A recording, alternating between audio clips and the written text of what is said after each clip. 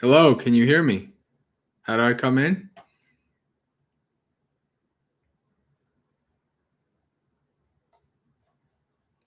Somebody type in the chat so that they tell me that they can hear me.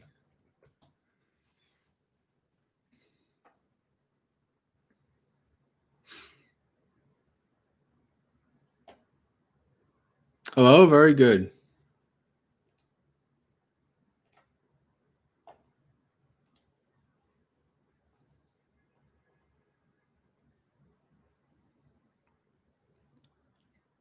Okay, so we will give it we're a little early. I wanted to start just to make sure everything worked. We'll give it a couple minutes. We'll wait for more people to come in, and then we'll get started.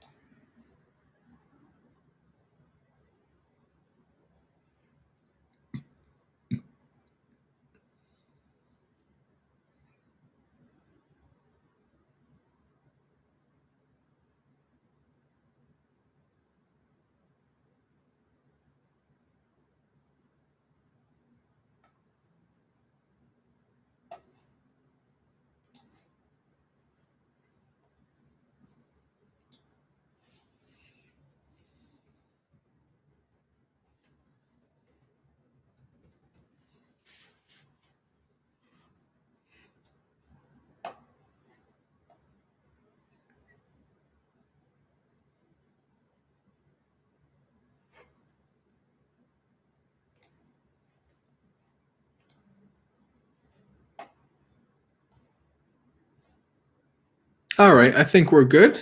I think we can get started, and whoever joins and comes and goes later is what they do. So we'll get started. As we usually have been doing, we'll get started by doing some chanting. So we'll start out the whole Dhammapalooza by paying respects to the Buddha, right? Namo tassa bhagavato arahato samma sambuddhassa. Namo tassa bhagavato arahato samma sambuddhassa. Namo tassa bhagavato arahato samma sambuddhassa. Hello, Adriana, David, Briar, Lilia. I think maybe that's right. And anybody else who might be watching. Because interestingly enough, last time we did this, I noticed there were more people, numbers of people than on the participant list. Maybe that just means, hello, John. Maybe that just means that people don't have a login to YouTube. I'm not sure. But, okay, Rose. So we're going to get started with, as always, we're coming from the Bhavana Vandana here. And we're going to do the eight great noble thoughts. These are very wonderful thoughts. So we'll do the Pali. I don't know when the last time I chanted this in the Pali, so this is going to be fun. We'll see how this goes. This is not something we normally chant. So this is going to be fun. And then we'll do the English. So the Pali, the title is Atta Maha Purisa Vitaka. Right? The 8, so Atta is 8, Maha great, Purisa person, Vitaka thought. So the 8 thoughts of a great person. Right? The Bhante J has it translated here, 8 great noble thoughts. But this is something that's very important. So this is the thoughts of a good, skillful person. Apicchasaya Dhammo Nayang Dhammo Mahicchasa Santuttasayang Dhammo Nayang Dhammo Asantuttasa Pavivittasayang Dhammo Nayang Dhammo Sangha Nikaramasa Aradha Viryasayang Dhammo Nayang Dhammo Kusitasa Upatittasa Tisayang Dhammo Nayang Dhammo Muttasitasa Samahitasayang Dhammo Nayang Dhammo Asamahitasa Panyavato Dayang Dhammo Nayang Dhammo Dupannasa Nippapanchara Masayang Dhammo Nippapancharita Chandriteno Nayang Dhammo Papanchara Masa Papancharatino. All right, that's the Pali. So now the English. This Dhamma is for reducing desire, not for increasing desire. This Dhamma is for increasing contentment, not for increasing discontentment. This Dhamma is for cultivating seclusion, not for becoming social. This Dhamma is for becoming energetic, not for becoming lazy. This Dhamma is for developing mindfulness, not developing unmindfulness. This Dhamma is for developing composure, not for making restlessness. This Dhamma is for increasing wisdom, not for decreasing wisdom. This Dhamma is for delighting in freedom from impediments, not for delighting in impediments. I see Rose asks, was Pali hard to learn? Yes, and it still is, because I'm not done yet. I'm not a master Pali, not by a long shot. I think I got a couple decades of that, and then maybe I might come close to Bhante J level, although he had about 90, 70 some odd years of it. So I don't know if I'll ever be that level. But yeah, Pali is not easy. But then again, learning another language, especially as an adult, is never easy, right? It's something that you have a desire to do, so you do it. So this is wonderful. These thoughts, right? They're not only something that we should reflect on, why we practice, right? But they're also a gauge, right? So the Buddha says this Dhamma is for reducing desire, not increasing desire. So we know as we're doing our practices or as we're just doing any activity, is this increasing my desire or decreasing my desire? Right? And so that you can understand, if this is increasing my desire, this is not the good Dhamma. This is not what I should be doing, right? Because this is leading me, keeping me stuck in samsara, not developing the path that leads to leaving samsara, right? This Dhamma is for increasing contentment, not for increasing discontentment. Another valuable signpost, right? Is this leading to my contentment or my discontentment? Now, of course, you do have to understand that there are some periods of time where the practice will develop discontentment, right? You for some reason or another, your mind will just not want to deal with it. So you have to understand that this is actually more of a long-term outlook, right? And it's like, you're in a retreat and day 3, you're discontent. You're like, this Dhamma is for contentment. Why am I not content? Why am I discontent, right? So we have to understand the importance of this. And so this Dhamma is for cultivating seclusion, not for becoming sociable. Now, this is, again, this is not for monks only. This is a Purisa, is a person who is a very skillful person, right? So what we can understand here, not for cultivating seclusion. Remember, there's 2 kinds of seclusion. There's physical seclusion and there's mental seclusion, right? You can go to a retreat deep in the woods and be physically secluded, but your mind is not secluded. Your mind is everywhere. Your mind is not even anywhere near there. It's back home. It's across the country. It's wherever, right? So the mind, this practice is for developing seclusion in the mind, right? We can, and developing some kind of physical seclusion and some kind of restraint and sociability also goes for helping that. So this Dhamma is for becoming energetic, not lazy. The Buddha says, in all of the suttas, I've read all the Nikayas, and as far as I can remember, there's only one time in all of the Nikayas where the Buddha approves of laziness. And he says, in a badly expounded Dhamma and discipline.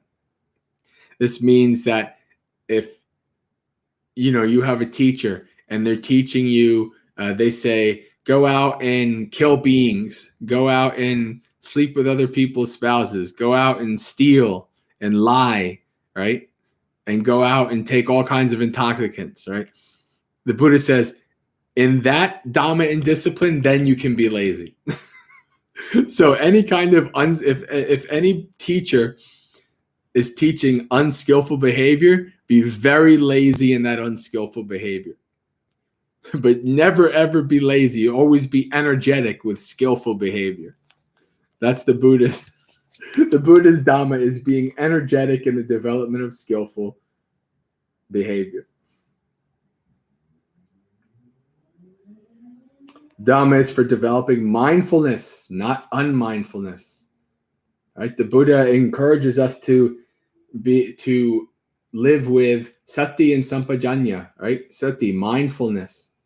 Sampajanya, being clearly aware of all of your activities. Right? Whether you're walking, standing, lying down, going forwards and backwards, stretching your limbs, eating, going to the bathroom, whatever, right? So we want to try to develop mindfulness in all of our activities and all of our, in everything that we do, there's a chance to develop mindfulness. And when we develop it to a skill, a habit, it becomes a superpower, and it's always there with us. So this is what we want to, this Dhamma is for developing mindfulness. This Dhamma is for developing composure. Right? Composure, calm, quiet, secluded mind. Not a restless mind, not a monkey mind. Right? Monkey mind is normal. We don't need to develop the monkey mind. We've already spent many, many lifetimes of developing the monkey mind. But we want to develop a calm, quiet, peaceful mind. And this Dhamma is for delighting in wisdom, increasing wisdom, not decreasing wisdom, right?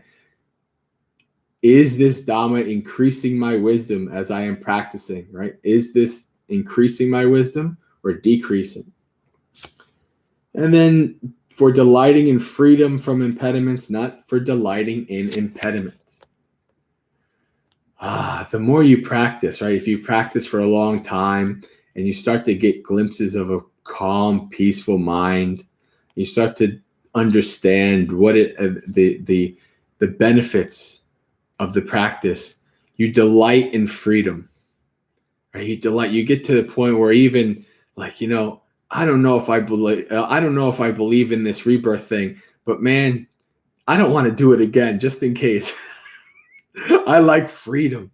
I want to be free from this samsara, right? This is development. I want to be free from what? Greed, hatred, and delusion, which is going to be our main theme for today, right? Free from all of these defilements, rejoicing and delighting in freedom. That's wonderful. That's a wonderful goal. All right. So let's do maybe one more small one.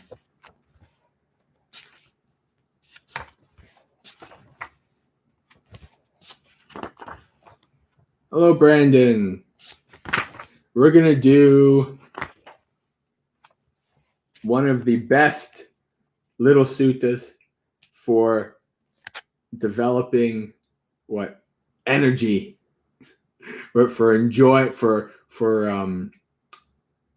enjoying and developing freedom, the love of freedom. So this is Baddha Karata Sutta.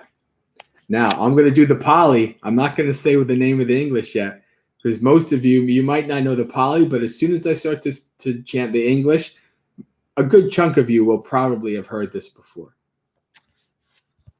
So, Pali.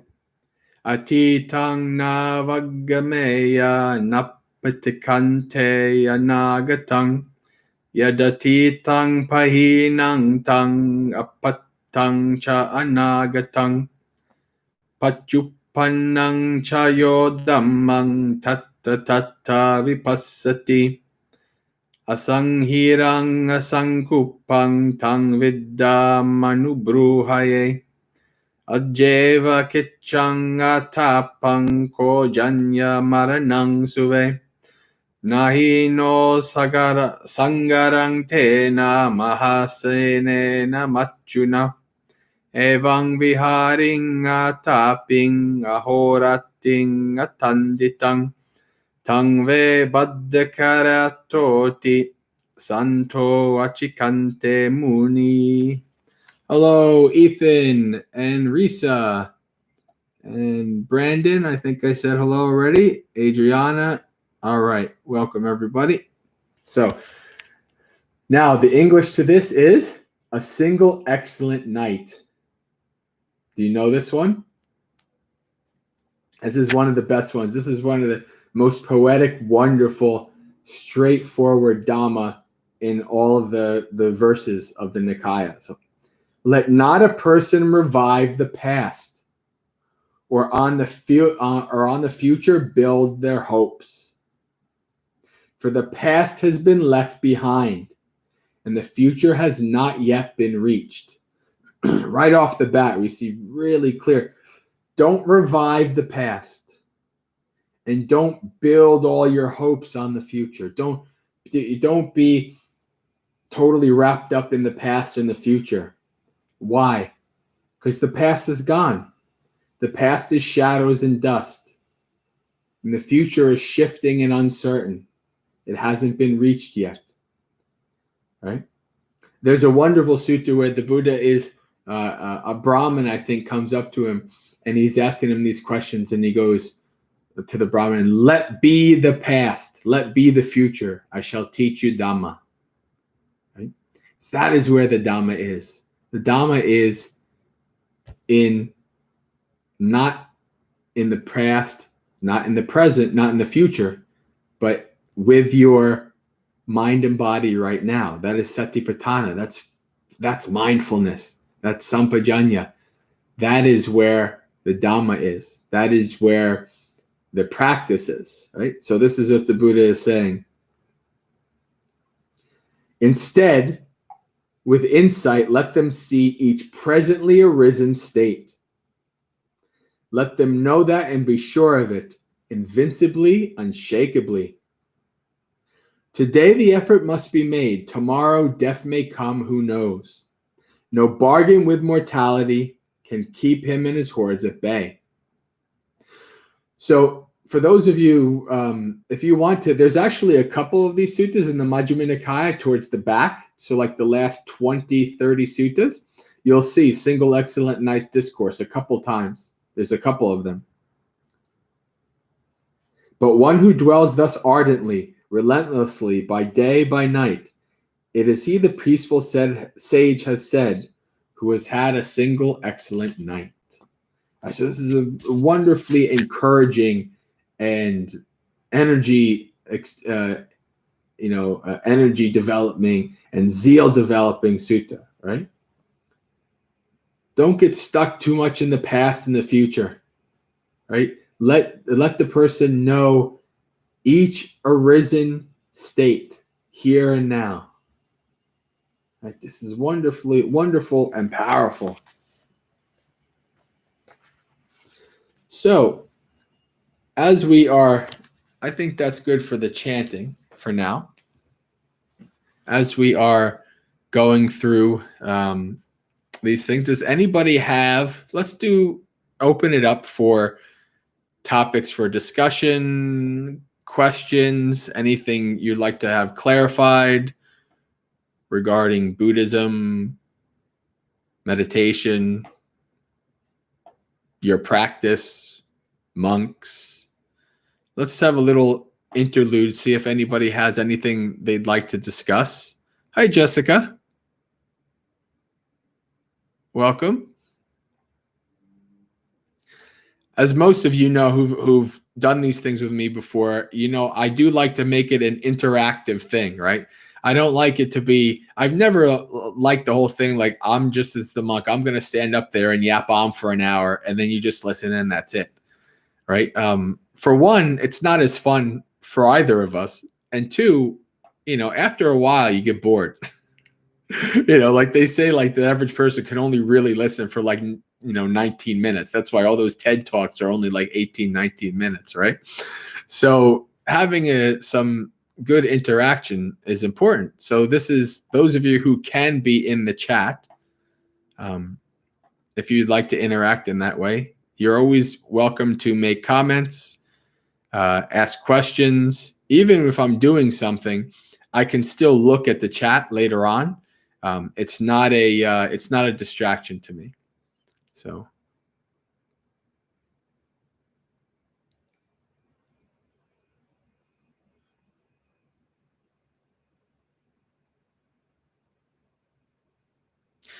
Okay, Brandon asks, I feel in between wanting the lay life and wanting to ordain. How did you decide to ordain? And how do you put out of your mind that, what if I were to disrobe? I'll answer the second part. The second part is quicker than the first part. The second part is, I don't know if I'm going to stay as a monk for the rest of my life. I don't know. I think that's a more realistic and understanding. I've known many people who are like, I'm going to be a monk and I'm going to be a monk for the rest of my life. And then they disrobe, right? And I've also seen in life, like life has taught me, I'm no spring chicken. I'm 42 years old. I lived a good amount of life before I became a monk. And life has shown me that anytime I thought I had everything known and down packed, I'm like, this is what I'm going to be. This is it. This is that. Life oh, really? Well, let me throw you this curveball, right? So I've learned I never make lifelong proclamations anymore. Right? Do I have the intuition that I'm going to be a monk for the rest of my life? Yeah, I do. But I don't know. Who knows what can happen that I'm not a monk anymore. So I don't worry about that. As a matter of fact, actually, what I've found is in my hardest times, when my mind was like the most struggling, I actually remind my mind that I chose to be here. I chose to ordain, and I could leave at any time. All I need to do is fold up my robes, go to a monk, do 3 lines of chanting, and I'm not a monk anymore. And you know what's funny about that? My mind feels at peace. Oh yeah, okay, right. Okay, I'm not trapped.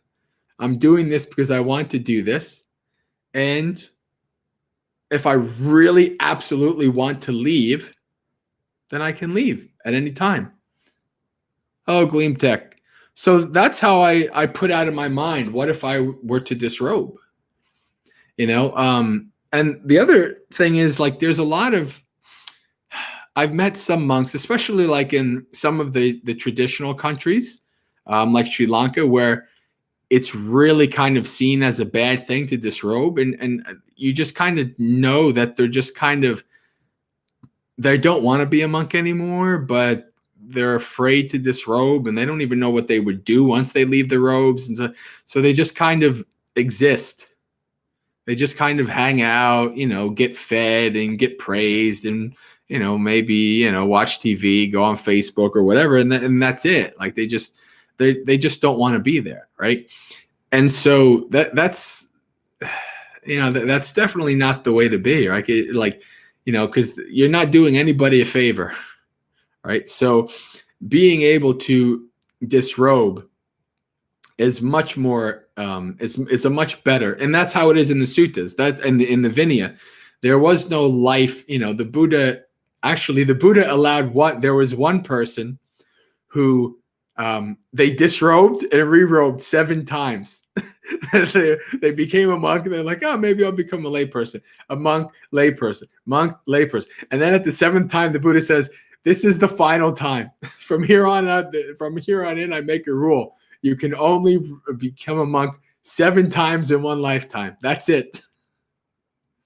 Right? So even if a person disrobes, you never know. They could become a monk again.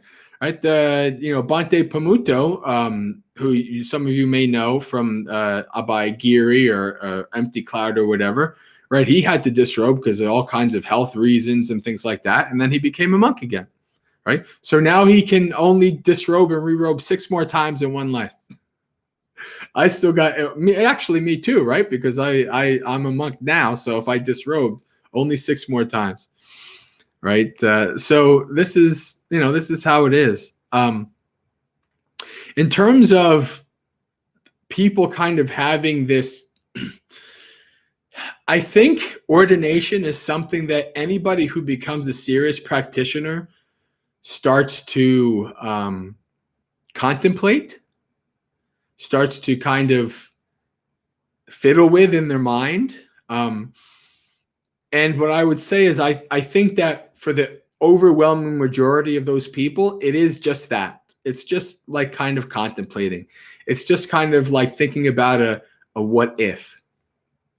Right? Because it's not necessarily an easy process to become a monastic.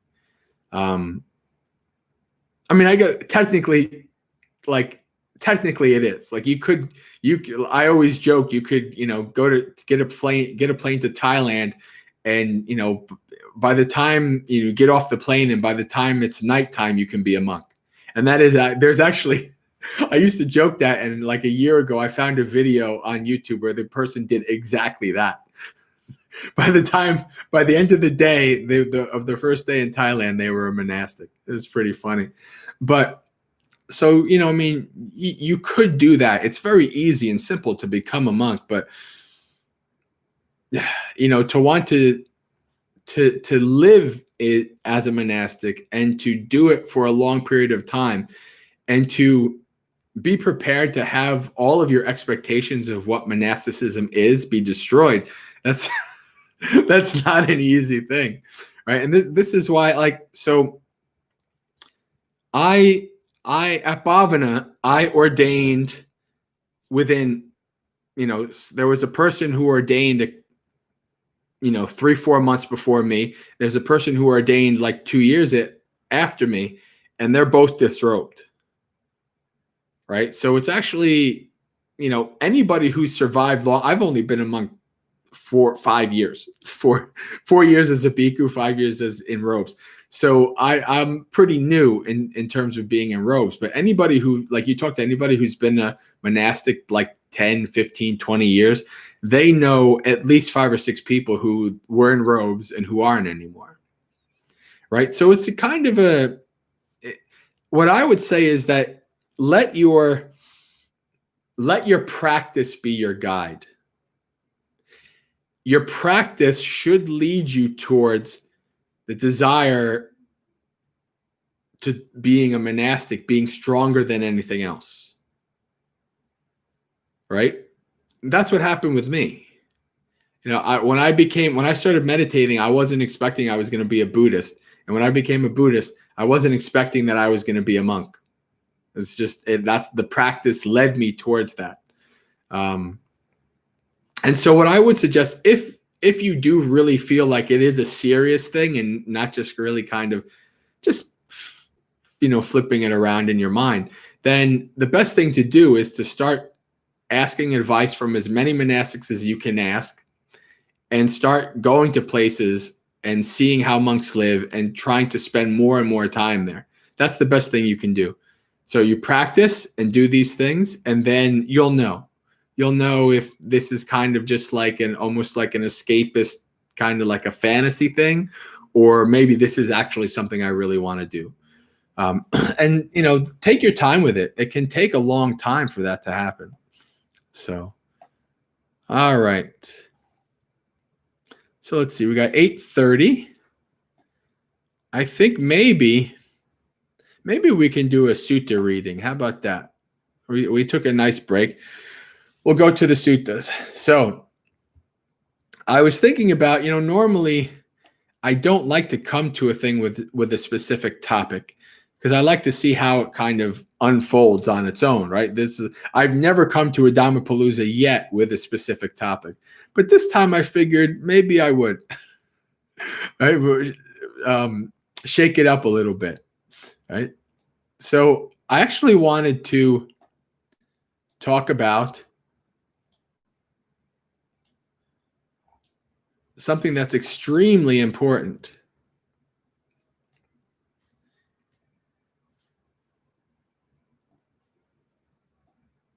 All right, Jessica, I see your question and I'll get to it. I'm going to, but since we started, I want to do at least one or two of these little suttas.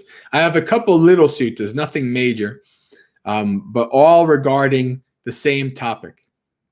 This is the topic of 3 things that are one thing, 3 things that are a triangle, 3 things that the Buddha says that when we abandon them, that is awakening, right? 3 things: lobha, dosa, moha. Greed, hatred, and delusion. Right? These 3 things are very, very important. Well, important for us to understand, important for us to investigate. Right? These 3 things: greed, hatred, and delusion. Or I like to say, because they're less loaded words, I like to say attachment, aversion, and delusion. So lobha is like our desire to attach onto something that we like, pleasant things, right? Dosa is our desire to push away things that we don't like. We don't want to have anything to do with it, right?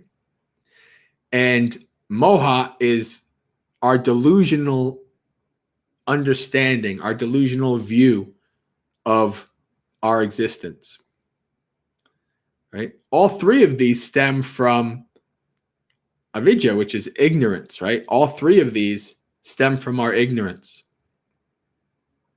So these 3 things are very important to understand. So let's go to some of the suttas here. I think I copy pasted one here. So this is, can you all hear me? I don't have the YouTube screen up. I actually have another one, but can you hear me now as I'm talking? Because my screen is not on the YouTube.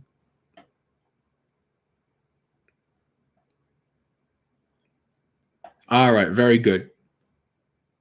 So, should be completely understood, right? It says it right in the title. At Savati, mendicants, I will teach you the things that should be completely understood. Complete understanding and the person who has completely understood. Listen. And what things should be completely understood? The 5 aggregates. form, feeling, perception, choices, and consciousness. These are called the things that should be completely understood. And what is complete understanding? Now, see here, this the Pali here, if you're looking at the Pali, I said Lobha dosa moha, but sometimes in the Pali, you'll see a synonym of raga dosa moha. So raga means lust, passion, right? So they're basically synonyms. So, and what is complete understanding? The ending of greed, hate, and delusion. This is called complete understanding. And what is the person who has completely understood? But the perfected one, an arahant. This is called a person who has completely understood. So the Buddha is telling us this is what we should completely understand. Our greed, hatred, and delusion. We have what's called anusayas, right? We're underlying tendencies. Our underlying tendency is we experience something very pleasant, something of the senses, right? A pleasant taste, a pleasant smell, a pleasant sight, a pleasant sound, right? And we like it. And we want more of it. We're holding on to what we have and we're trying to collect more, right? And then if we lose it, we're trying to grab it more. We're trying to run after it and get more of it. And we want to keep collecting more. Right? That's our roga. That's our lobha, right? That's our desire for pleasant experiences. Dosa is we have experiences and we don't like them. So we try to push them away. We try to hide from them and put our head in the sand. Like old age, sickness, and death. Like, what? I don't see anything. Okay. And we try to, and if we don't like it, we don't want to have anything to do with it. And worse comes to worse, if we can't hide from it and we can't get away, we then kill it, get rid of it, in all means, right? So we have this yo-yo. If you really pay attention to this, you really get exhausted. Like just take one day and try to keep track of all the yo-yoing of your likes and your dislikes, right? Try to do that one day. At the end of that day, you will be exhausted because you will see how quickly your mind goes from likes to dislikes, right? And it's all craving. It's all tanha. It's all thirst. It's all desire. Our habitual tendency is to run towards what we like and run away from what we don't like. That's our habitual tendency. And it's exhausting and it causes us lots of suffering and it harms ourselves and others.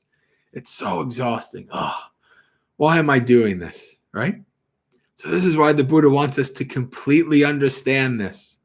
When we completely understand greed, hatred, and delusion, then we're free. No more silliness.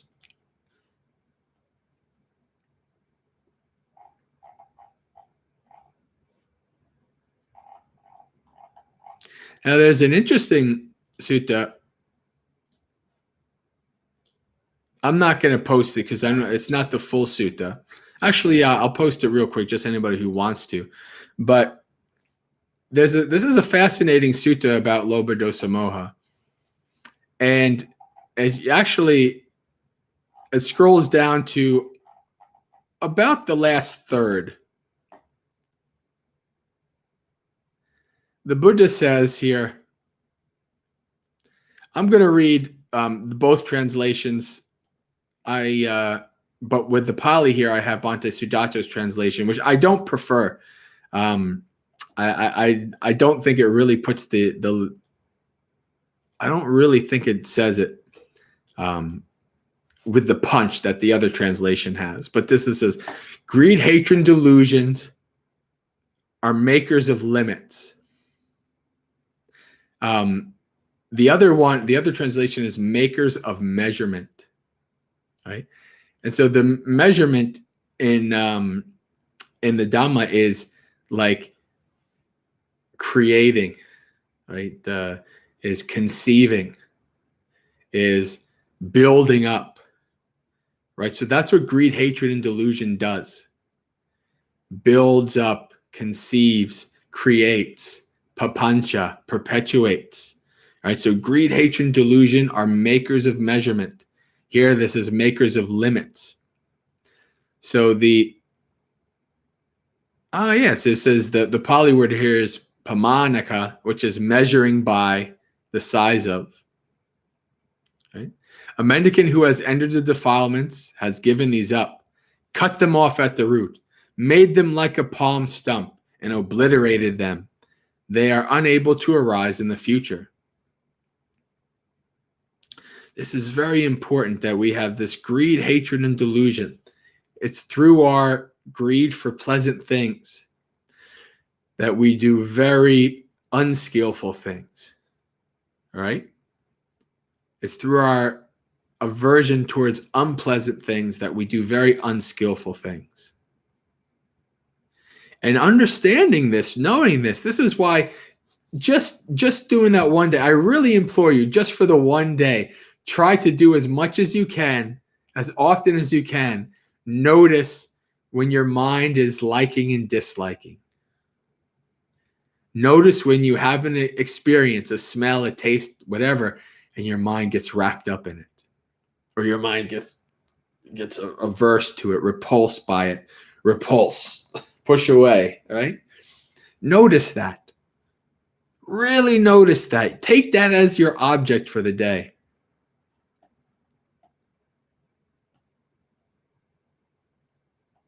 Yeah. I feel like that's all the time. Like what's all the time? that you're going back and forth, or that you're observing the back and forth?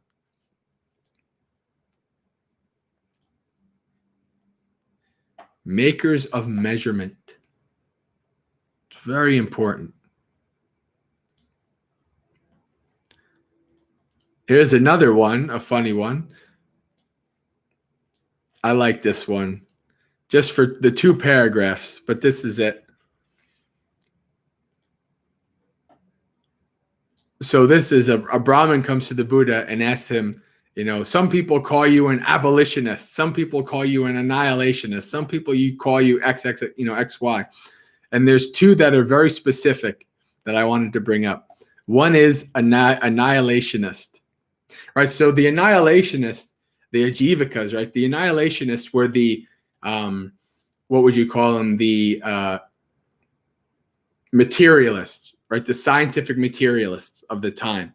The ones who there's no results of your actions. There's no lives after this. You're just dead when you're done. So you're annihilated, right? So when you hear annihilationist, that's what. So somebody's saying that the Buddha is an annihilationist, right? So the Buddha says, there's one way in which I am an annihilationist. It says, there is, Brahman, a way in which one could rightly say of me, the ascetic Gautama is an annihilationist, for I assert the annihilation of lust, hatred, and delusion. I assert the annihilation of numerous bad, unwholesome qualities. It is in this one way that one could rightly say of me, the ascetic Gautama is an annihilationist. Right, so the Buddha encourages us to annihilate our greed, hatred, and delusion. And then abolitionist. There is, Brahman, a way in which one could rightly say of me, the ascetic Gautama is an abolitionist. For I teach the Dhamma for the abolition of what? Lust, hatred, and delusion. I teach the Dhamma for the abolition of numerous kinds of bad, unwholesome qualities. It is in this way that one could rightly say the ascetic Gautama is an abolitionist. So we should understand, we should make sure that we develop the annihilate and abolish greed, hatred, and delusion. How do we do that? Well, it's in the Four Noble Truths.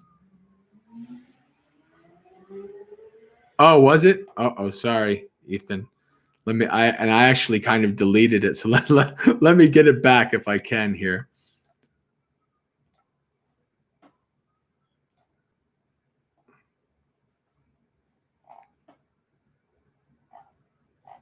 Here, the ascetic Gautama lacks taste. The ascetic Gautama is not convivial. Yeah, this is it. All right, this is funny.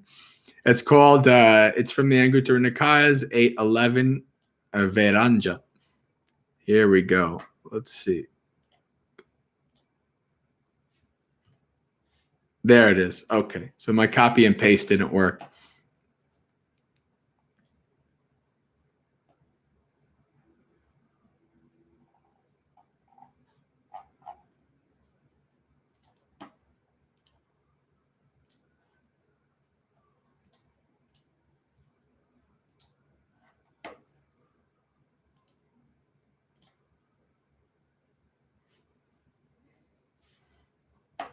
All right, so another one. And so this is, I'm giving you a Cliff's Notes of little spots of where the importance of understanding greed, hatred, and delusion, right?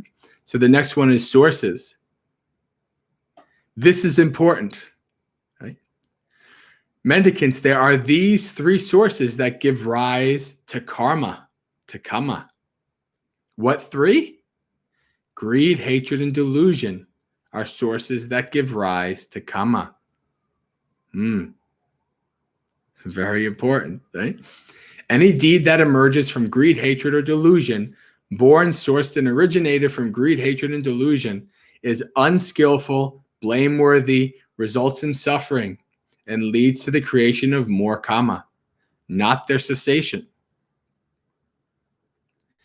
There are these three sources that give rise to deeds. There are these three sources that give rise to deeds. What three?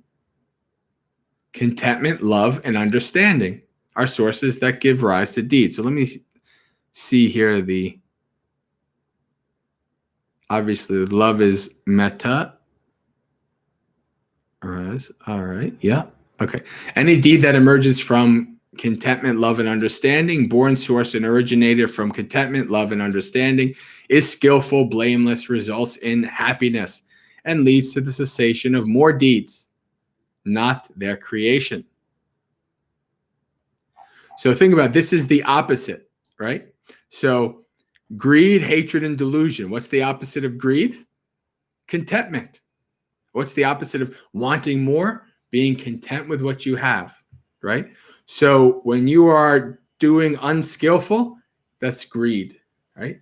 Skillfulness comes out of contentment, out of nekamma sankampo, right?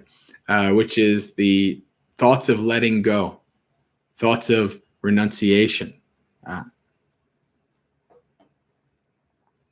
The same thing with, instead of thoughts of aversion and hatred, thoughts of goodwill, right?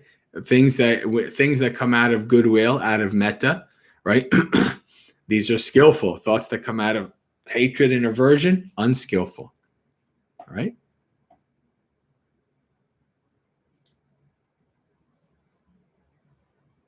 Understanding. So wisdom is opposite of delusion.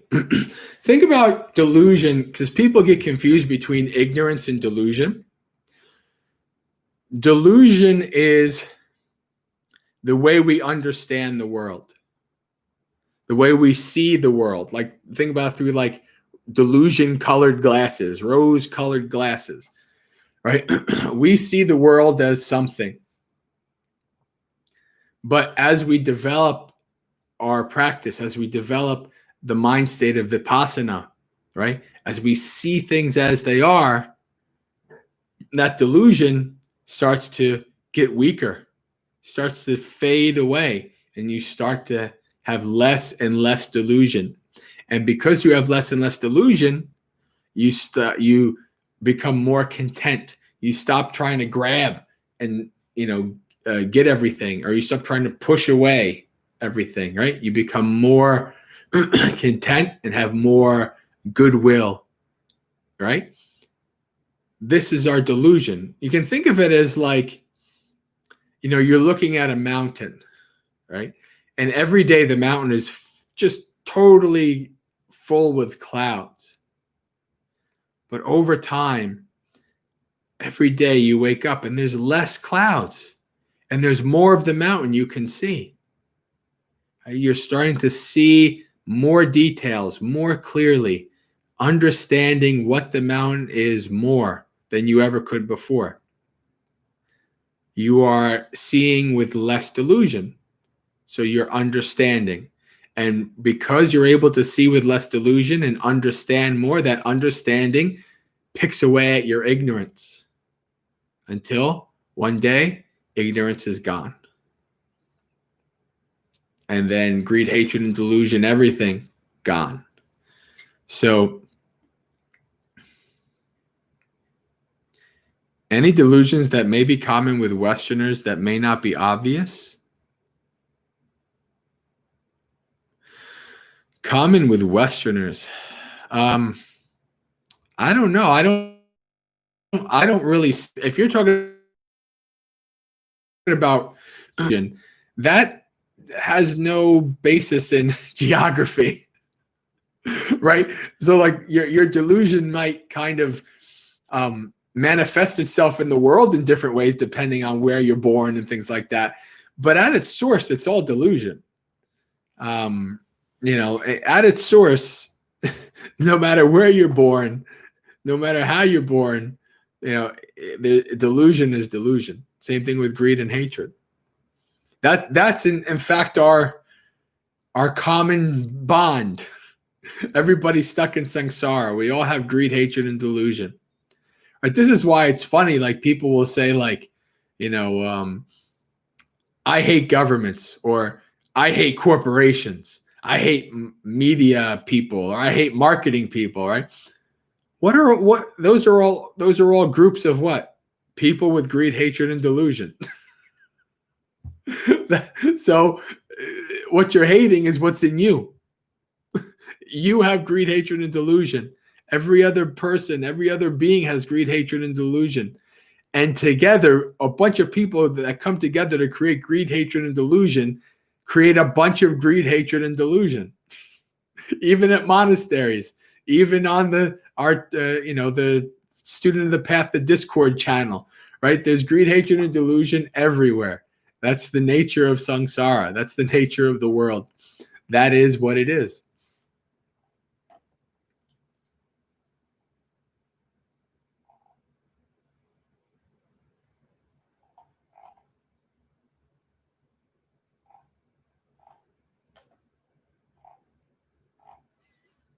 I think I have one more before we'll go into do some questions, and then we'll do guided meditation.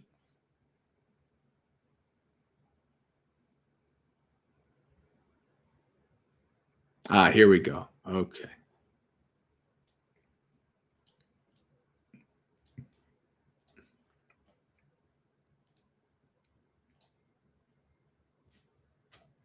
So this is a sutta where the Buddha is talking to a Brahmin who tends the sacred fires, right? Fire worship, keeping the fires going, sacrificing to the fires. This was a very common thing in the Brahmanic tradition. And so the Buddha talks about fires that should be given up, rejected, not cultivated. Brahmin, these three fires should be given up and rejected, not cultivated. What three? The fire of, you guessed it, greed, hatred, and delusion. And why should the fire of greed be given up and rejected, not cultivated? A greedy person does bad things by way of body, speech, and mind. When their body breaks up after death, they'll be reborn in a place of loss. That is why the fire of greed should be given up. And why should the fire of hatred be rejected? A hateful person does bad things by way of body, speech, or mind, and they end up in the same place. And why should the fire of delusion be rejected? Delusion person does bad things by body, speech, or mind, and they end up in the same place. And these three fires should be given up, rejected, and cultivated. So this is the Buddha's message, right? The Buddha's message is to abandon, eradicate, annihilate, and give up greed, hatred, and delusion.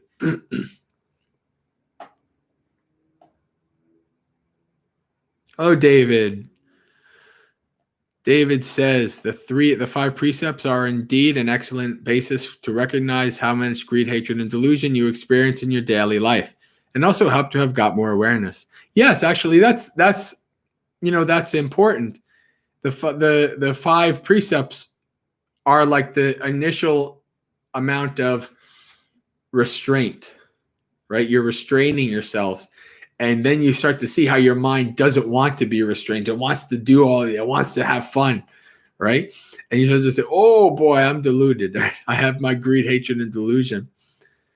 And so these are like the most gross ones. But then as you get deeper and you develop your practice more, you start to realize that actually it's not just these 5. There's much more. There's much more aspects, more subtle aspects of greed, hatred, and delusion, right? And so this is where some people eventually think they want to try to live by the 8 precepts or, things like that. They want to try to do something more because they start to realize, whoa, yeah, there's way more delusion than just these 5 precepts of my unskillful behavior and activities. So let's go back to Jessica. Jessica asked a question before I went on the little greed, hatred, and delusion rant here. So Jessica says, I've been wondering about skillful and unskillful emotions. Some emotions that arise are unskillful, i.e. insecurities, but they also feel as though they can serve as a way to protect myself. So I wouldn't necessarily classify your emotions as skillful or unskillful, because your emotions are arising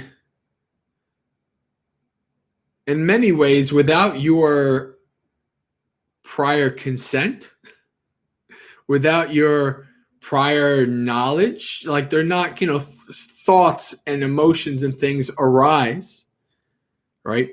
The skillful and unskillful part comes from, do we propagate these? Right? Do we enjoy them? Do we use them for unskillful ways? Or do we use them in skillful ways? Right? Or do we handle them in skillful ways? That's where skillful and unskillful comes in. Right? An emotion is an emotion. It's a part of your mind that is having a reaction to something. Right? And in the grand scheme of things, is it unskillful because the emotion might keep you in samsara? Yes. But in your day-to-day, as you're a practitioner trying to understand, labeling them is probably not the best thing.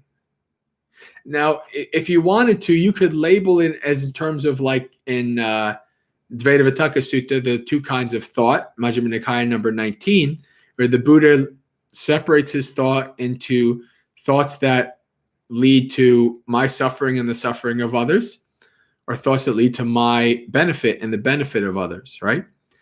And so this is a way to kind of help you discriminate your emotions, right? To judge your emotions, to kind of think, these emotions that are coming in, if I acted on this unskillfully, right, will this lead to my benefit and the benefit of others, or my harm and the harm of others? All right, so you can judge the emotion on that as if I reacted unskillful to this, would this lead to harm? All right. Now, of course, there is also the opposite. You could have a very positive emotion, a desire to help, right? And you can act on it unskillfully and cause harm. But even still, that's nowhere near to the same level as acting unskillfully on an emotion that could lead to harm. So that's what I would say, is be very careful not to kind of judge overly critically something like an emotion, right? Because it is something that actually the deeper you go, the more you understand the mind, you actually realize like the things that arise unbidden are not you. They're not yours. They're not yourself. Now, then, in my experience, that was a very amazing insight. Years later, I had the insight of actually, no, they're not me, mine, or myself, but I did create them. I did cause them to come back, in my mind, to thoughts, I did build them up. I did set the groundwork for their arrival. Right. And so then I realized, okay, now I can act more skillfully. So this is what I would say. Don't get too investigate the emotion as to, another way you can investigate is to you can think, is this emotion based on a valid response? Like think about anger. Like you can get angry and it's like, am I angry really for a really good reason or not for a good reason? Right? Investigate that. Right? You can think, is there a really good reason why I'm feeling this way, or is it because of delusion? Right? If I understand this and then I won't feel that way. Right? So you can investigate that as well, and you can see, you're trying to investigate what is the origin of that emotion, what is the origin of that thought, why did it arise, what were the causes and conditions that arose that came to be for that to arise. And then you can start to understand it. And the more you understand your emotions and your thoughts, the less power they have over you, right? Because you start to understand what they are, why they've arisen, and you can actually act more skillfully.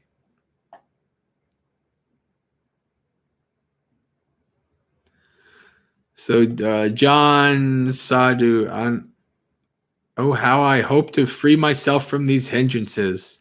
Had a hard time with unskillful speech today, still trying to quiet my mind from turmoil that came from aversion. Yeah. Well, that's good. You had a hard time from unskillful speech today. Very good. Analyze it, investigate it, contemplate it, think about it, right? Unskillful speech, what did it lead to? Where did it arise? Why did I engage in unskillful speech, right? What were the triggers that led me to engage in this speech? And what were the consequences of that speech? That's called Dhamma Vichaya, investigation of phenomena, investigation of Dhammas. That's the second factor of the 7 factors of awakening, investigation. Jessica, thank you. I'll read the sutta. I'm doing my best to reflect on the emotion and not act on the emotion. Possibly looking to see why it arose, what history has caused. Yeah, exactly. Yeah, very good, Jessica. Keep going. That's the best you can do. That's the best you can do, is just to keep investigating. And this is one of the things that I remind myself and I have come to understand is there are certain things, like I've been meditating for 15 years, right? And there are certain things where I have fully understood and fully seen, and they have no power over me anymore. And there are certain things that after 15 years, I've come a decent way. And I have almost maybe 20-30% of understanding. Right. And there's some after 15 years, I barely understand at all, and they have complete power over me. That's just the way it is. Right. That's part of the practice. But what can you do? You get dejected and say, oh man, I'm just useless. I'm never going to figure this out. No, you say, okay, well, I don't know. It's okay. I'm just not there yet. I keep practicing. I keep investigating. I keep understanding, and eventually I'll get there. All right. And because I've had the experience of overcoming things by understanding through my practice, I understand, oh, I can get there. There's just some things that are going to take a lot longer. Maybe not even just this one life, maybe a couple lives. I don't know. But you understand, like, oh, okay, so you're just not there yet. It's going to take time. It's okay. Right? The important thing is to never give up, to keep practicing. Right? Don't be what the Buddha says, a leader in backsliding. Right? Don't do the moonwalk, but away from the Dhamma. Don't backslide. Run towards the Dhamma, even if you're just moving an inch at a time, baby steps. If you're going towards the Dhamma, at the beginning, we did the 8 great thoughts of a noble person, right? Towards the Dhamma is for peace, freedom, contentment, right? That's what we want to go towards. Don't backslide. Always moving forward, no matter how slow. Don't get discouraged. Keep going, because that's the most important thing. Okay. So why don't we do a guided meditation?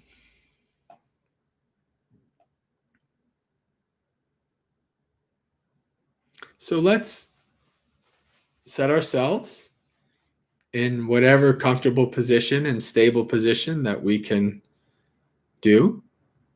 Sitting in a chair or a cushion or whatever's best for us.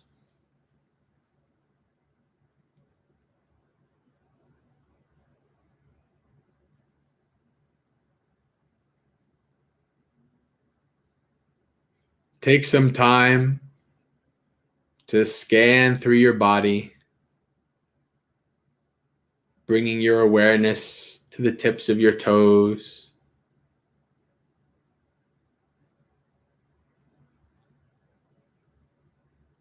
Try to come into contact with any sensations there. Like the sensation of the feet pressing against the floor.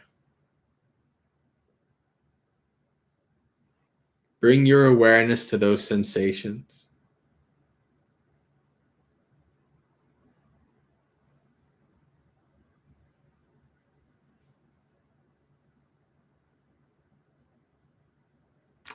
And then you begin to slowly bring your awareness up through the body.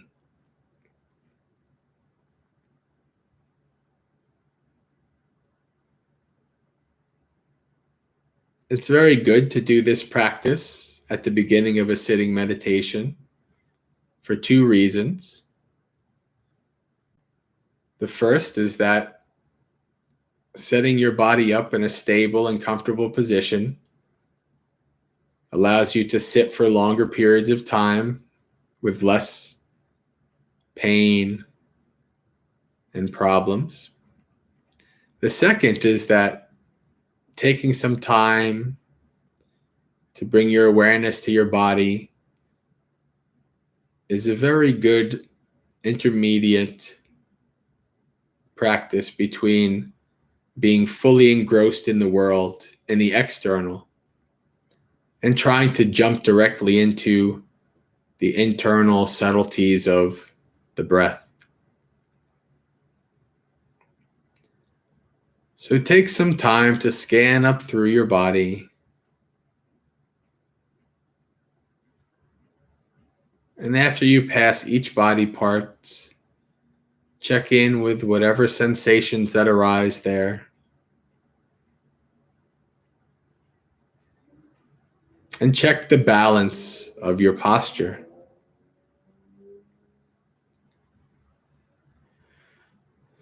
If you notice any kind of small imbalance or pain, now is the time to adjust your posture.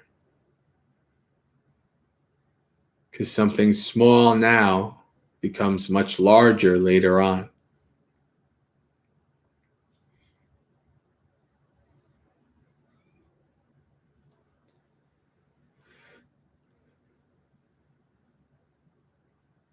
Bring your awareness through your knees, into your thighs.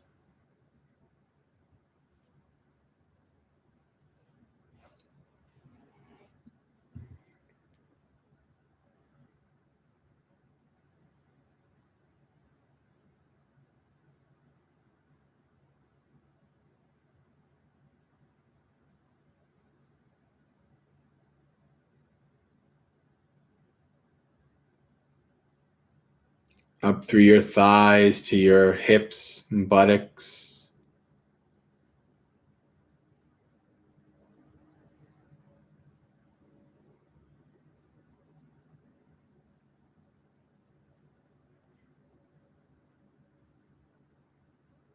Is your lower body set up in a way that supports good posture of the upper body?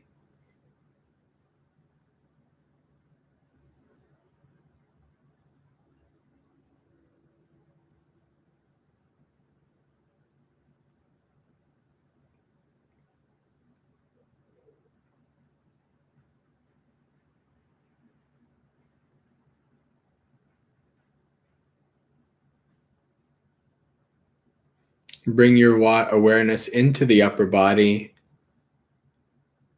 through the stomach, into the chest,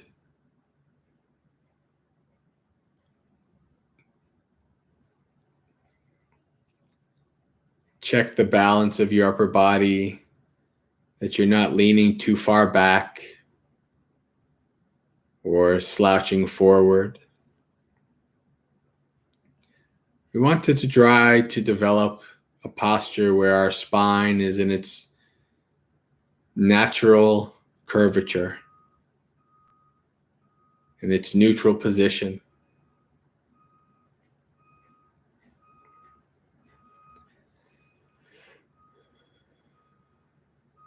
Having the upper body comfortably rest on the foundation of the lower.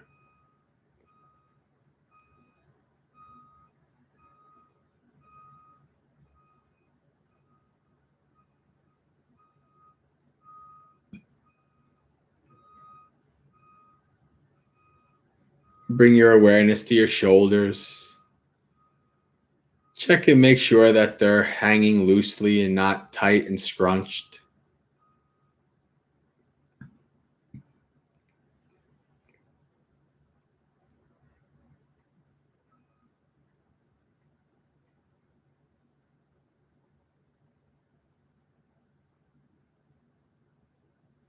And then bring your awareness down through your elbows into your hands.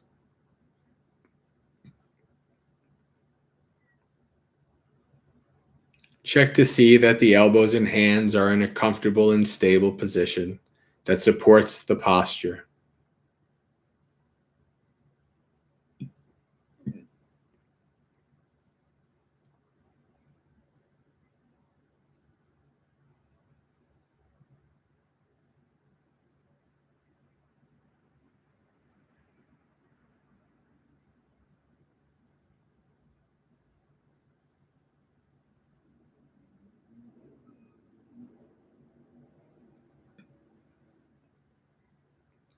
And finally, bring your awareness up to your head.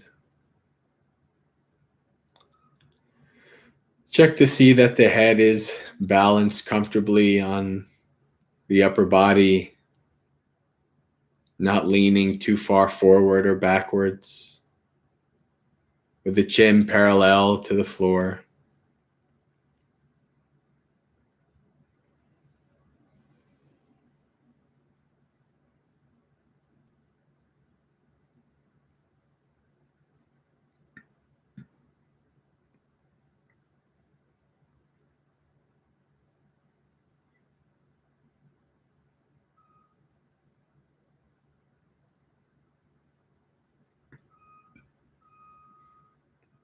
And when you're done setting up your body in a comfortable and stable position, let the body go and take 3 deep breaths.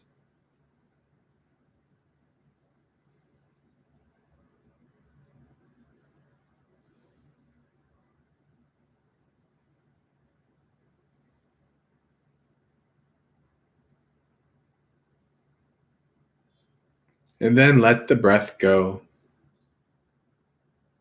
From here on in, we do not wish to control or manipulate the breath in any way.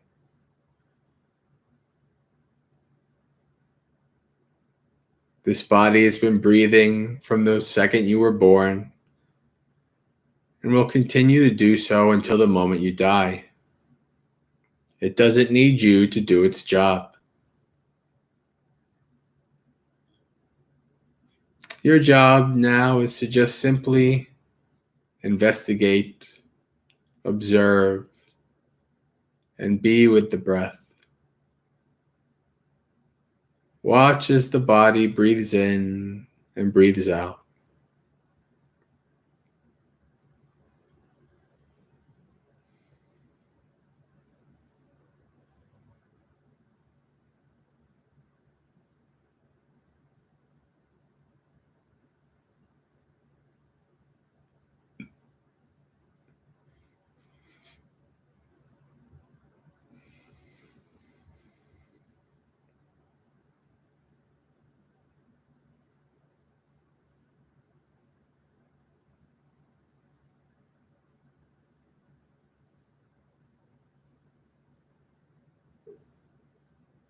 Continue following the breath as I give these brief instructions on our Metta practice.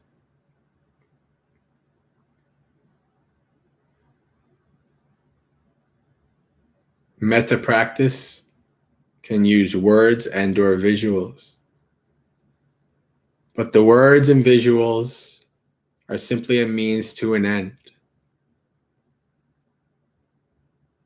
The purpose of practicing metta is for the development of a mind free of ill will.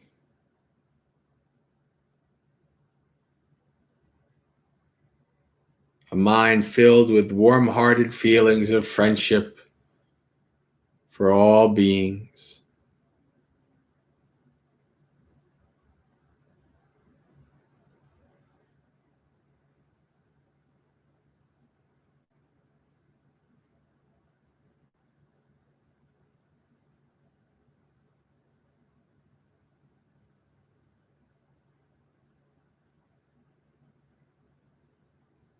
I will help guide you in this meditation.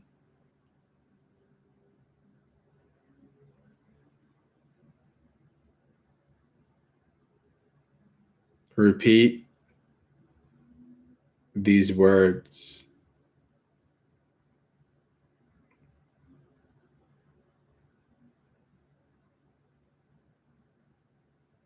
May I find happiness.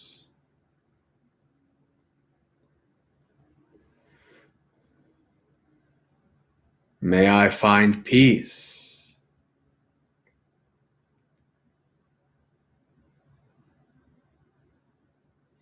May I live in friendship with all beings.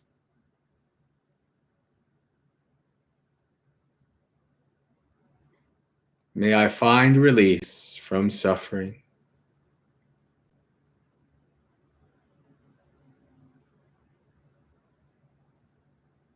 Of all the people we can be the most judgmental and critical towards, most often the person we are the most towards is ourselves. This is why it's good to spend some time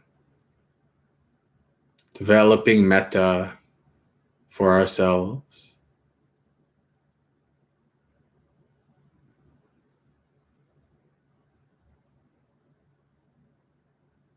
Visualize a sphere of metta surrounding you. Within that sphere permeates your metta. We want to fill that sphere up.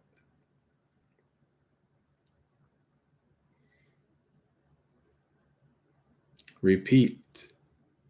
May I find happiness.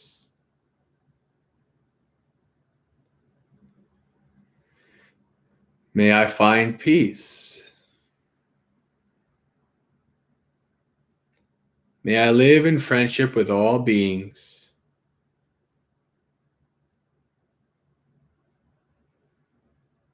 May I find release from suffering.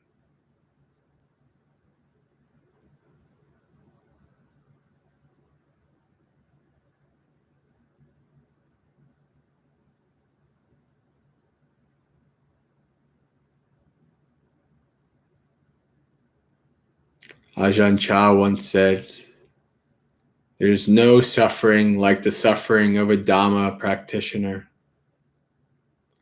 There's no joy like the joy of a Dhamma practitioner. Those who practice the Dhamma are tops.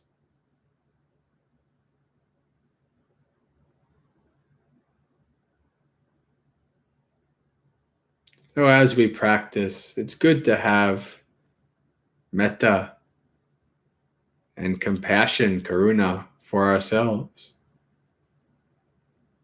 We are not awakened beings yet, and that's okay.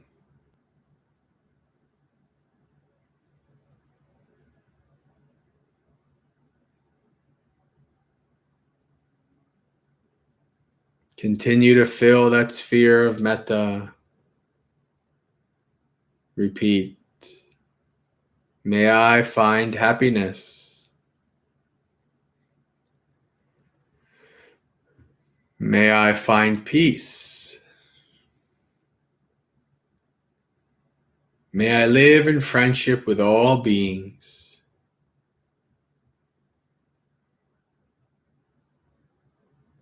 May I find release from suffering.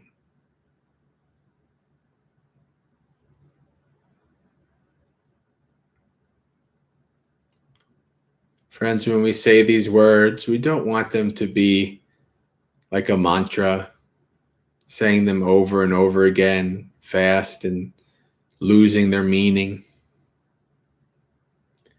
And when we say these words, we want to try to develop in our minds warm-hearted feeling that these words be true.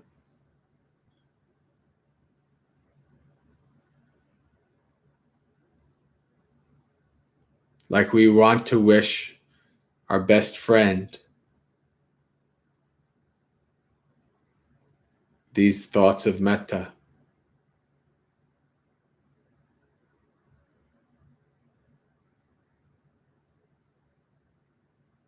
We want to develop a feeling just as if all of our family or friends are sitting around a table, feeling of safety and security, acceptance. Whoever in your life or your closest, the people closest to you. And then we want to extend that table out to all beings in existence.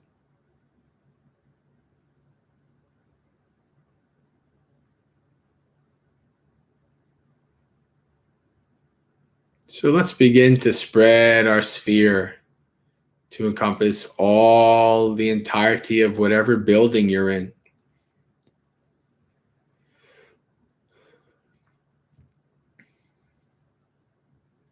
May all of us in this building find happiness.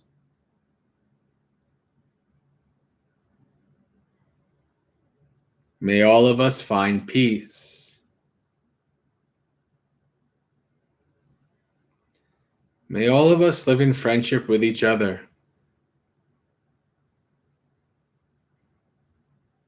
May all of us find release from suffering.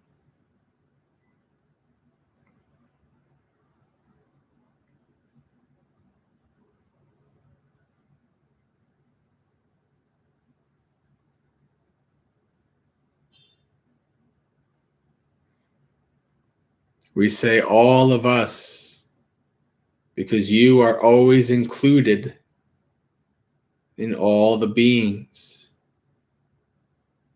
This sphere has you at its center.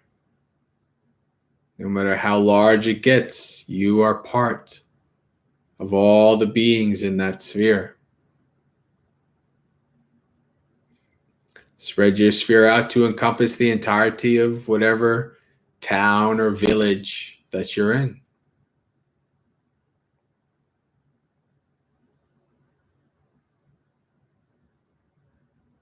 May all of us in this town or village find happiness.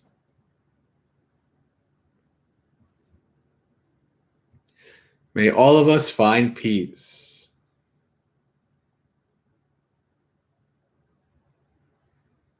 May all of us live in friendship with each other.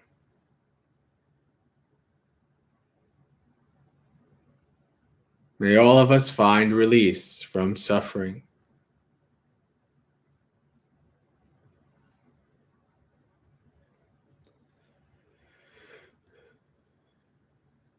Spread your sphere to encompass the entirety of whatever state, region, or province that you're in. If you have a good visual of that state, region, or province, you can have a visual in your mind of that place completely surrounded, encompassed by your sphere.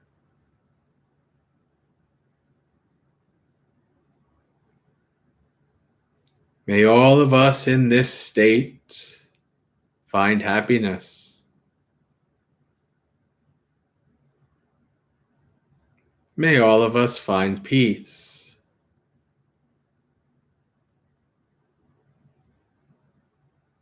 May all of us live in friendship with each other.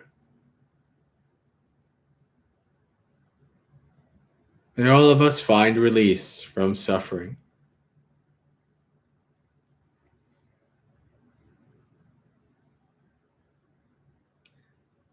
Spread your sphere to encompass the entirety of whatever country that you're in.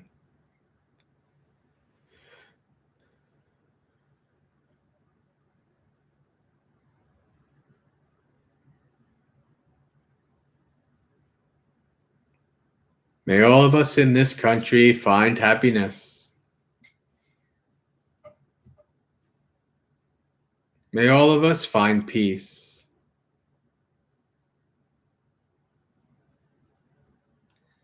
May all of us live in friendship with each other.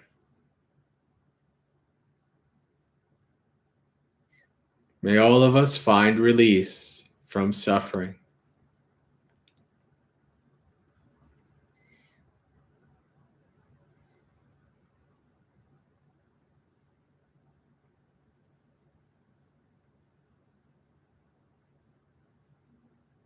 Spread your sphere to encompass the entirety of this planet. A pale blue dot in a sea of darkness.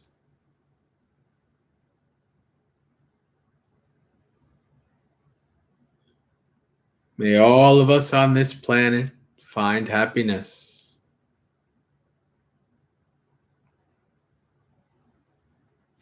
May all of us find peace.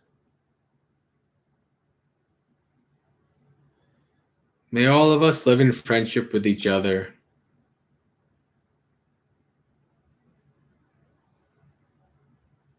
May all of us find release from suffering.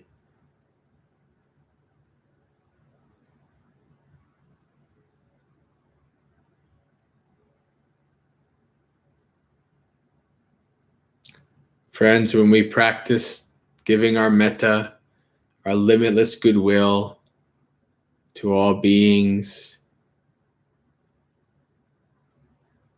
all the ways that we categorize each other and ourselves do not hold sway here. Sex and race and religion, politics, sports affiliation, country affiliation, all of these different ways.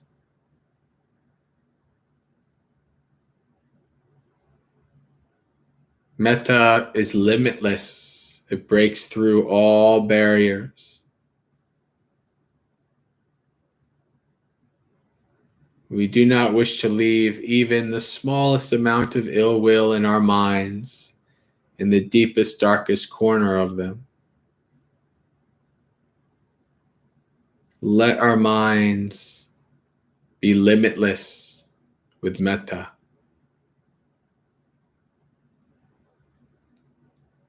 Spread your sphere out into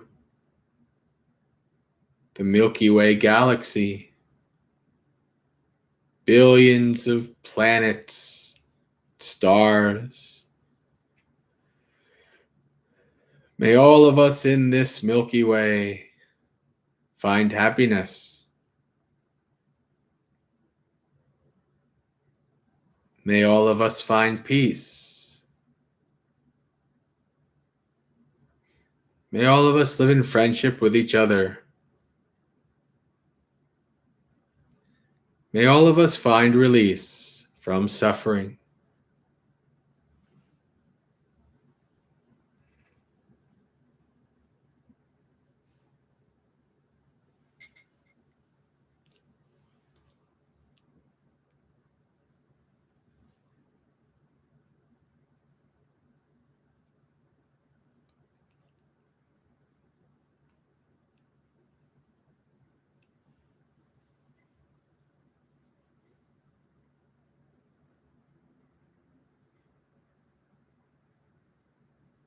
Now spread your sphere out into the universe and beyond to all beings in all of existence.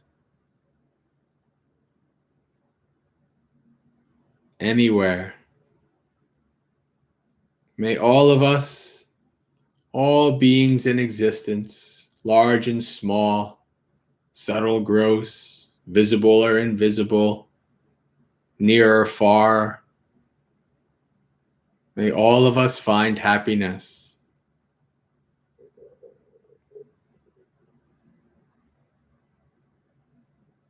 May all of us find peace.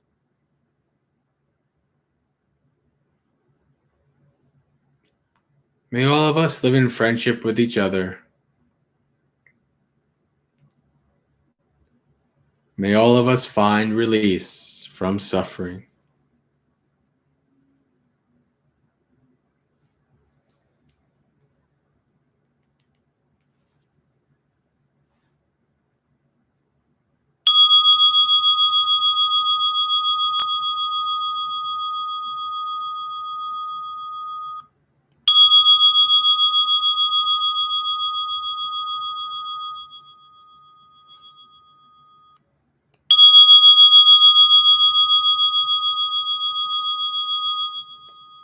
Slowly come back through the universe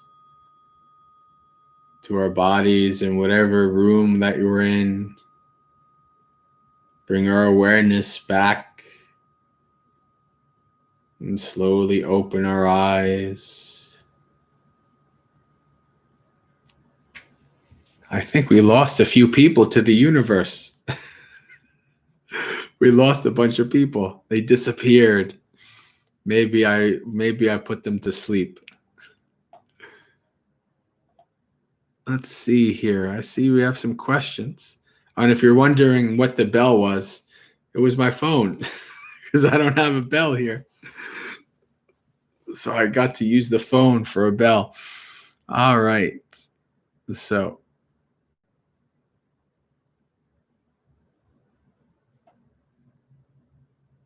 very good. Okay. David, Bhante, it happens when I'm meditating on uncertainty of life and how life is out of my control. It never has been. I can't help feeling kind of frightened.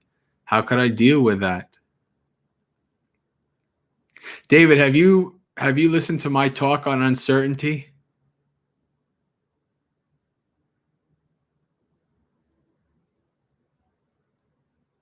I think listening to my talk on uncertainty, I think that pretty much covers everything. Let me get it for you. The thing with uncertainty is that it's kind of like what I was saying before, like, you're immersed in it, right? There's no escaping it. Because we live in a world that is impermanent, right? That is entropy, if you want to go science. That is, that is always changing, right? That is unstable, that is undependable. And we're kind of stuck adrift in the ocean without any real dependable raft. What can you do? The only thing you can do is practice. The only thing you can do is bravely face the uncertainty and say, okay, yeah, this samsara thing is not so pleasant. It's not fun. Like at any second, I could die. Everybody I love could die. I could lose my job. But also good things can happen. You never know. I could find the love of my life. I could become a monk. I don't know, whatever. Right. So, like, it's important to kind of reflect on this, that you're trapped. Right. There's no escape from it. So how do I skillfully learn? How do I skillfully develop in it? That's the most important thing, right? How do we skillfully, within this uncertain existence, how do I skillfully live? That's the most important question, right? And once you realize there's no way out, the only way out is forward. The only way out is forward out of samsara. So the way to do it is to practice. And the more you develop, the more you develop your insight, the more you really truly understand the uncertainty of existence, the anicca, right? The impermanence, instability of existence, then the less suffering you will have from it, because you'll understand this is the way it is. So let me I'll just copy paste the link of the talk real quick.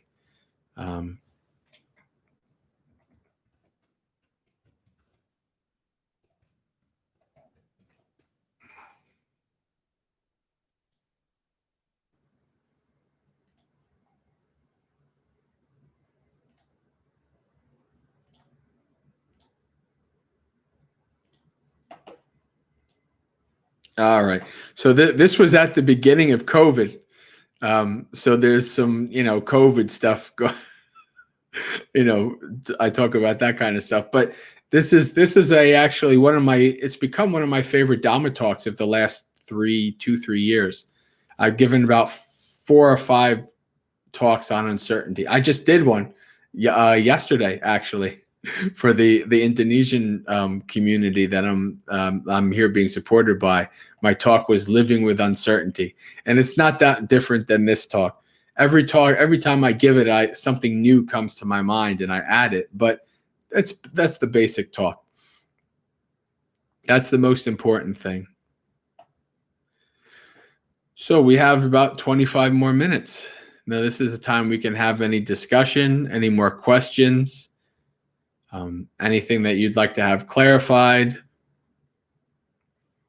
We could just have a kind of a loose forum now, and whenever everything kind of starts to die down, we will just.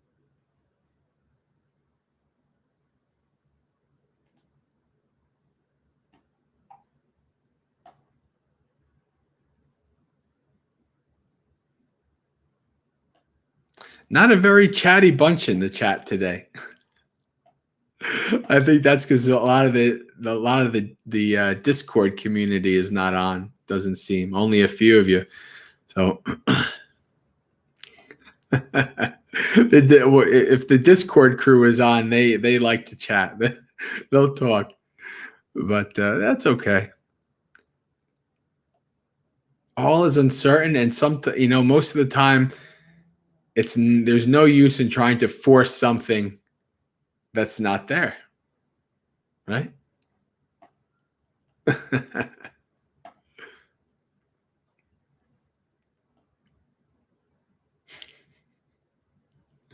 All right. I think we can end it. We'll end it early. So I'll copy paste the, how do I know that I'm at peace?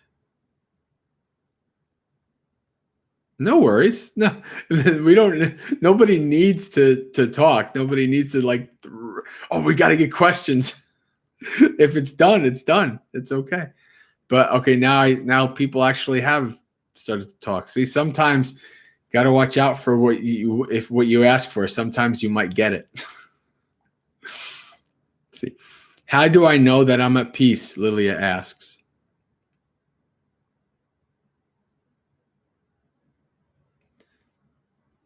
If you have to ask that question, then you're probably not at much of it, are you? What is peace? Right? What is peace? I guess that's a question to ask. What do you consider peace? Is it the world around you being in a certain way that you think it should be?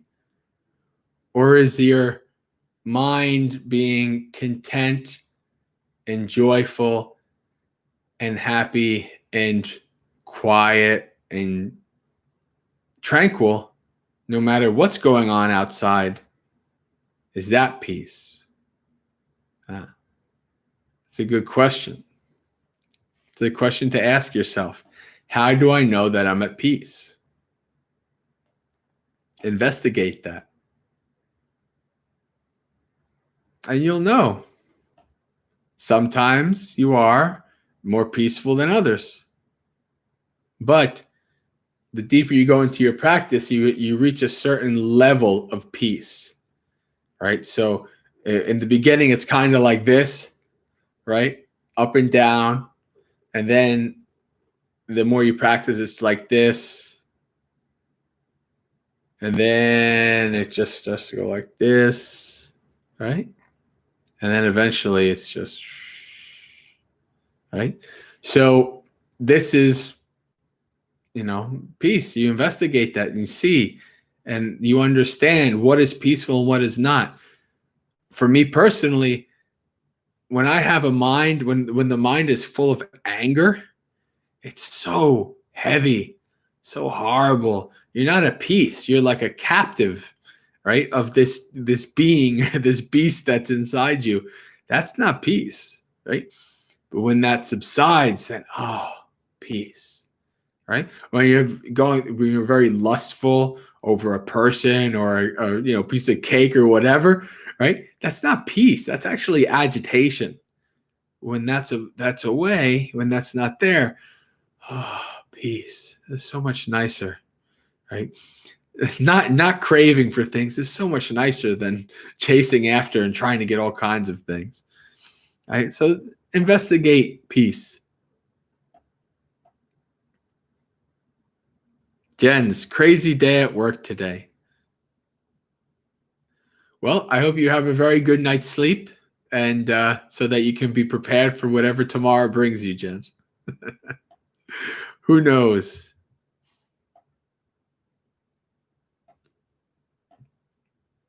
Jade Rabbit. I was thinking if there were any fun little mindfulness games friends could practice with each other. Like, is there a fun way to have people test their mindfulness to see if they can maintain it? I've never thought about doing that in terms of like a multiplayer game. That's interesting. That's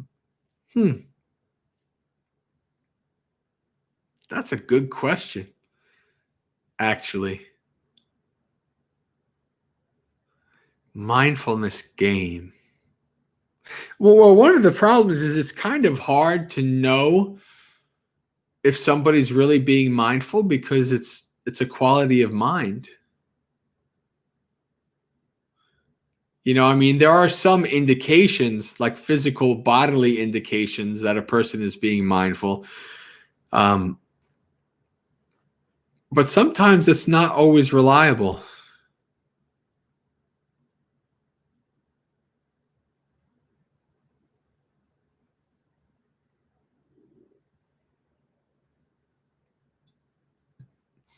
David says, it seems that we got so used to stress that we already forgot how to be at peace. Well, we're not built for peace. We're not built for contentment. It's just the way it is. We're built for survival. We were honed by survival. We're honed by, let's to like evolutionary psychologists, they'll tell you we're not built for happiness. If we got food once and then we never got food again, would we live? If we, procreated once and then we were satisfied and we never procreated again, would the species live? Right? Like, so we're not built for we're built to keep finding, to keep doing, to keep moving, to keep, surviving, to keep propagating, right? We're built for that. This is why the Buddha says that doing this practice goes against the stream. It goes against the stream, the evolutionary stream, the psychological stream, the karmic stream. the societal stream. It goes against all of that. But we're not built for contentment and happiness. That's part of our suffering. We're built in uncertainty and anxiety. Think about it now. Okay, if you have the internet, then you're probably in a place that's decent enough. But there's some people in the world that are just surviving, right? Every moment of every day is survival, right? And that's how most humans live for most of our existence, right? Survival, anxiety, so that's what we're built for. To do the opposite is to go against all of that. And that's hard. That's why it's hard. Go against the stream.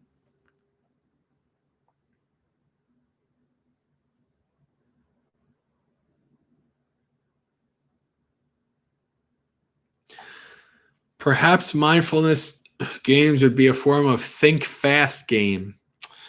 I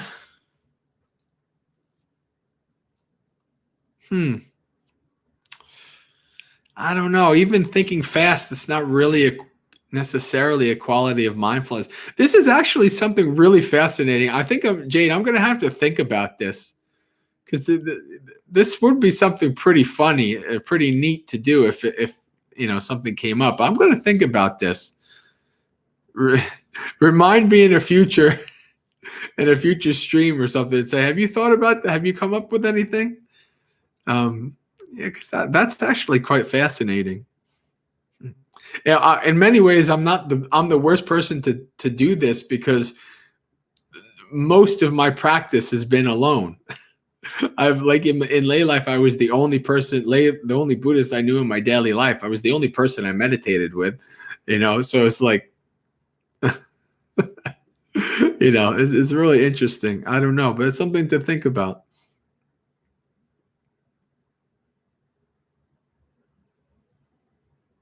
Do I have any talks on the deathless? You mean like Nibbana? Or other recommended reading? That's a good question. I don't know if I actually have any talks specifically on Nibbana. Probably not. That might be a good topic, actually. Maybe that could be a good topic for next the Dhammapalooza.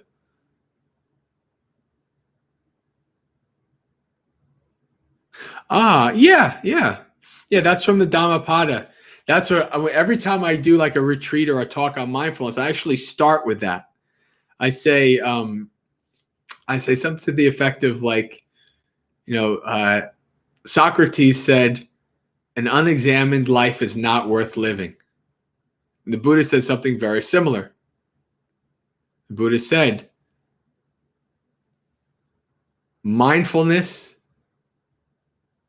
is close to the deathless. Mindlessness is close to death. Those who are mindful never die. Those who are mindless are as if dead already, like zombies, the Walking Dead. Right? The unmindful person is already dead. The zombies going through life, not being mindful, right? Not being investigative, not developing their insight, right? So we don't want to be mindless zombies. We want to be mindful practitioners. It's very good. Yeah.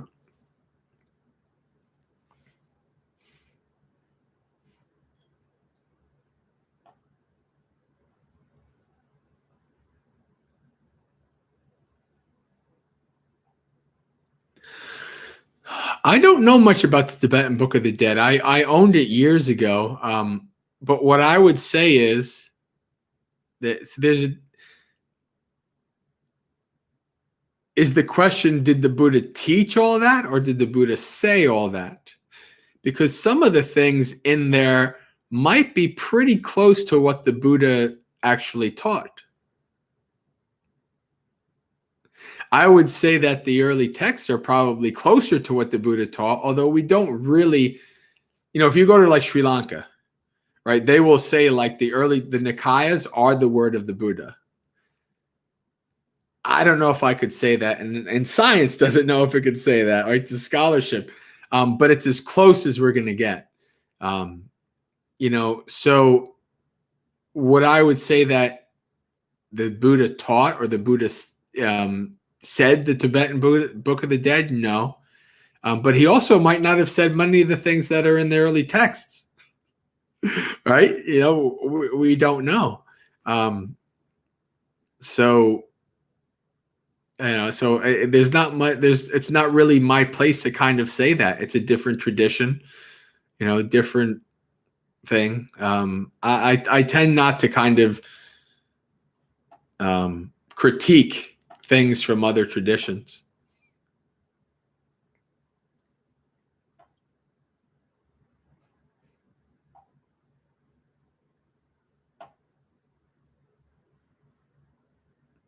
The general consensus is that anything that's not the early texts, which is the Nikayas in the Pali and the Agamas in the Sanskrit, which is the Mahayana version of the same thing, anything that's not the early text is later. But even in the early texts, there's later things and there's earlier things, right? So something like the Tibetan Book of the Dead is probably 1,000 years or more after the Buddha. That can answer your question, right? Even like the Abhidhamma, right? The Theravada Abhidhamma is something they say that the Buddha taught it to the Devas up in heavens, and then later the Devas taught the humans, right?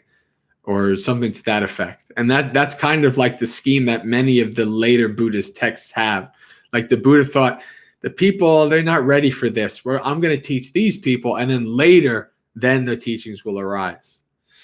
I don't really go for that one myself, to be honest with you, because the Buddha in the early text is very clear of what he teaches and what he doesn't, and how and why he teaches. So, but that's just the way it is.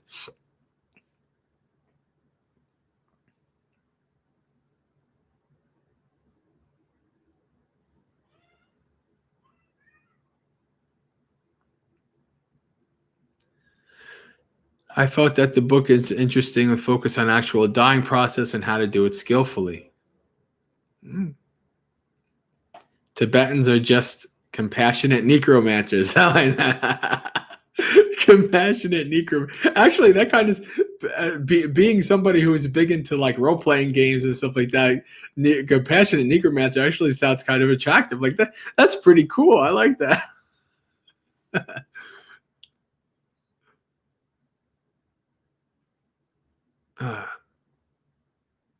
Well, with all the spirit channeling they do, the fact that Buddhism came, I don't know, but every Buddhist tradition that's alive today has within it the mixing of local cultural traditions. That's just the way it is, and they're all that way. But this is why I don't necessarily call myself a Theravadan. I call myself, really, if I'm self-identifying, I'm a Suttavadan. I like that term much better. The suttas, the early texts, are my guide. The early texts are my framework. There's many things even in the Theravada canon that are later, and just they don't match up. If they don't match up with the suttas, then they're not good for me. Like, if the suttas are saying one thing and then another thing says something different, or it doesn't kind of match up, or it doesn't click right with the suttas, it's like, okay, well, what's going on there? Yeah, no, that's not something I'm going to spend a lot of time on. But that's me. That's my practice.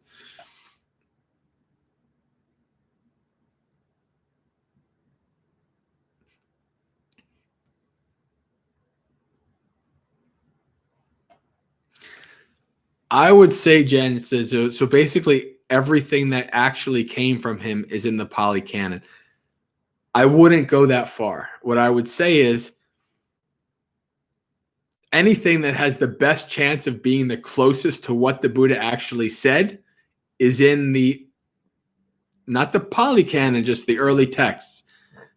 So it would be the Nikayas and the Agamas. Those are the closest we're ever going to get to the actual words of the Buddha. That's it. I mean, unless there's some kind of amazing archaeological find, those are it. That's the closest we're going to get. We don't know, but what we can do is we can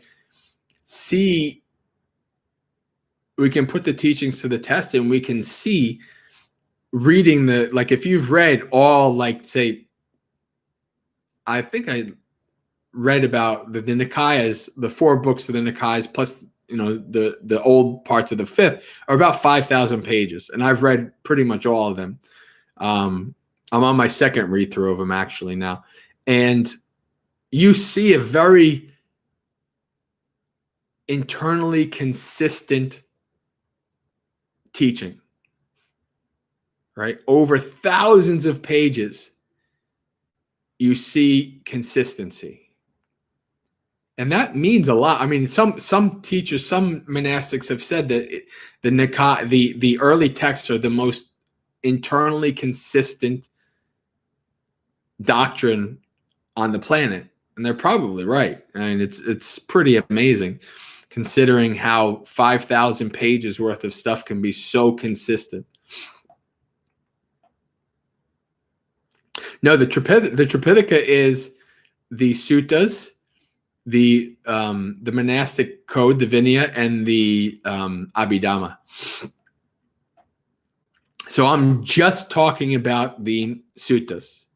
Just the Nikayas are considered early Buddhist texts.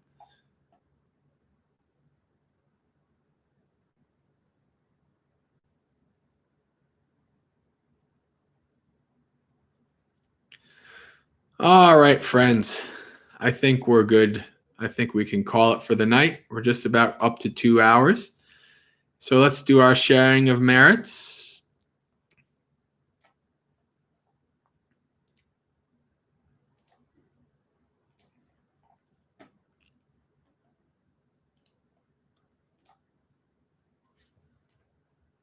Uh-oh. Let me see here.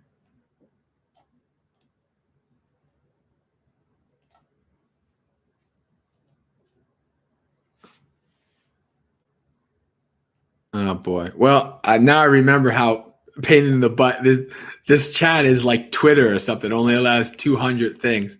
So I'm not gonna copy paste it, but I'll just say it. So this is for dedication of merits that we have had a wonderful 2-hour Dhammapalooza, a Dhammapalooza of a palooza of Dhamma, right?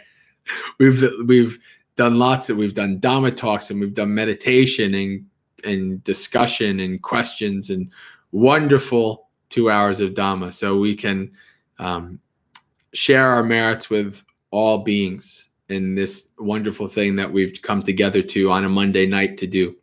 So may the suffering ones be suffering free, and the fear-struck fearless be. May the grieving shed all grief, and may all beings find relief.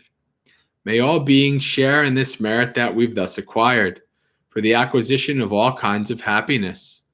May beings inhabiting space and earth, devas, nagas, and yakas of mighty power, share this merit of ours. May they long protect the Buddhist dispensation. Sadhu, sadhu, sadhu. Okay, friends. So if those of you who would like to, every morning while I'm here, every morning 8 a.m. Eastern, I am doing a morning PPT. PPT stands for Precepts, Puja, and Thought of the Day. So from about 8 to 8:30, I'll do precepts. I do some chanting, and then we go through the book, and I give a little Dhamma talk depending on what what's next, the next lines, and wherever we're reading. So about 5 minutes or so. So you can join the. It would be my channel /live. Every morning to join that. You can also, like, if you subscribe and click the bell and all that stuff, then it'll actually send you the information. You can just click on the email or whatever, and it'll come right to it. So yeah, so that's what I'm going to be doing, and every morning except for Sundays, because Sundays I do a talk with the Indonesian community on Zoom. So every morning except for Sundays, 8 a.m.